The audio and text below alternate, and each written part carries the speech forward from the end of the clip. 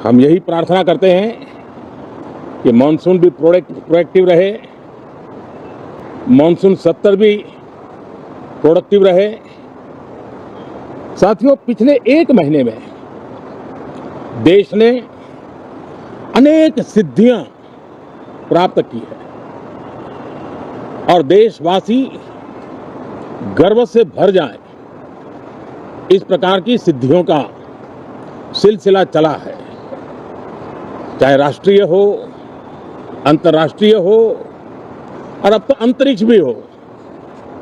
एक प्रकार से भारत के लिए गर्व के पल रहे हैं।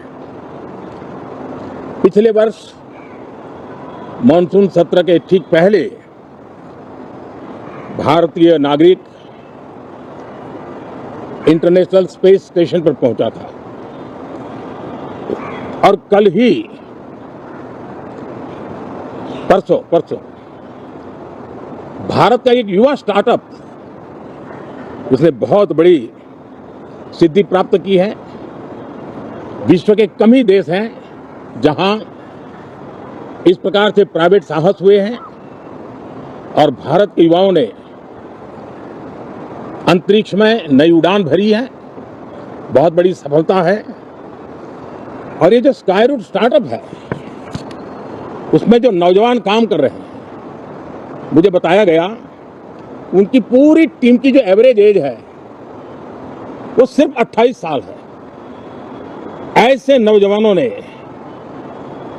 ये काम करके दिखाया है।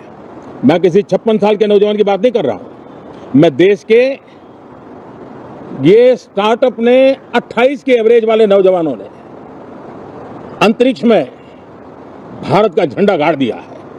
उनको तो बधाई है ही है, लेकिन ऐसी बातें जो हैं, जो भारत को आत्मविश्वास से भर देती है, विश्व में भारत का प्रोफाइल सर्वमान्य, सर्वस्वीकृत बनता जाता है। साथियों, ये संयोग नहीं, ये एक संदेश है और बड़ा मजबूत संदेश है कि हमारे देश के युवाओं की क्षमता और उनकी आकांक्षा अंतरिक्ष जितनी असीम है, इससे बड़ा संदेश देश के लिए कोई और प्रेरणा नहीं दे सकता है। साथियों, जो रिफॉर्म एक्सप्रेस पर सवार होकर के आज देश चल पड़ा है, उसी का नतीजा है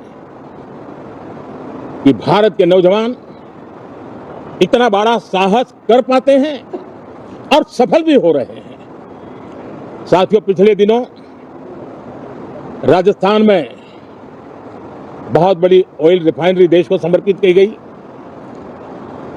पिछले कुछ सप्ताह पहले एक सेमीकंडक्टर प्लांट, यानी तीसरा, देश को समर्पित किया गया। अभी कुछ दिन पहले ग्रीन हाइड्रोजन से चलने वाली ट्रेन, और विश्व में बहुत कम देश ऐसे हैं कि जिनके पास ये सुविधा है, लेकिन भारत ने जो हाइड्रोजन ट्रेन देशवासियों को समर्पित की है, वो सबसे ताकतवर इंजन वाली है और सबसे लंबी है। ये अपने आप में भारत के वैज्ञानिक, भारत के इंजीनियर्स, भारत के इनोवेटर्स, भारत के उद्यमी, भारत के श्रमिक, ये जो एक लक्ष्य लेकर के देश के लिए जी रहे हैं, देश के लिए काम कर रहे हैं, उसी का परिणाम है। साथियों, हम भली भांति जानते हैं और पूरी दुनिया चिंतित भी है। लगातार कहीं न कहीं युद्ध की स्थितियां बनती रही है। पश्चिम एशिया के युद्ध के कारण भारत जैसे देश जो एनर्जी के लिए औरों पर डिपेंडेंट है, उनके लिए ये पश्चिम एशिया का युद्ध एक बहुत ही बड़ा संकट का कारण रहा। Petrol, diesel, LPG, fertiliser, chemicals, यानी हर विषय में अनेक बाधाएं, अनेक संकट आए। उसके बावजूद भी भारत 7.7% के ग्रोथ से दुनिया की मेजर इकोनॉमी में सबसे तेज गति से आगे बढ़ने वाला देश बन के रहा। यह भारत के सामर्थ्य का परिचायक है। भारत किस प्रकार से उत्साह और उमंग के साथ नई ऊंचाइयों को पार करना चाहता है, उसकी इसमें झलक है। और ऐसे में जब ये मॉनसून सत्र आरंभ हो रहा है, देश ने स्पीड पकड़ ली है और संसद का स्पिरिट उस स्पीड में नई ऊर्जा भर सकता है।